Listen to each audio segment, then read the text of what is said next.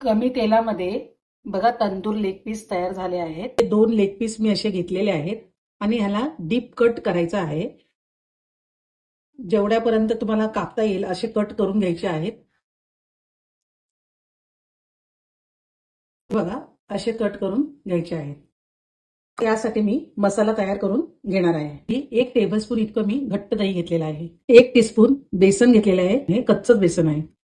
2 teaspoon मी लाल तिखट घेत आहे. हा अर्धा टीस्पून आहे म्हणून मी इथे 4 चमचे लाल तिखट घेतलेला आहे. अर्धा टीस्पून काश्मीरी चिली पावडर घेतली आहे. अर्धा टीस्पून गरम मसाला, अर्धा टीस्पून चाट मसाला, पाव टीस्पून मी कसुरी मेथी घेतलेली आहे. ती हातावर घेऊन जरा चोळून अशी टाकायची आहे. अर्धा टीस्पून जिरे पावडर, अर्धा टीस्पून धने पावडर, अर्धा टीस्पून पुदिनाची पेस्ट आहे ती टाकतो आहे. अर्धा लिंबाचा रस आहे. अर्धा टीस्पून काळी मिरी पावडर, अर्धा टीस्पून मीठ आहे.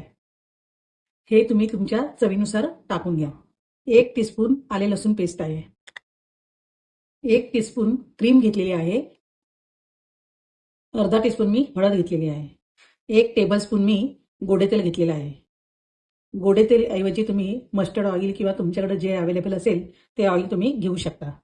हे सर्व मसाले मिक्स करायचे आहेत.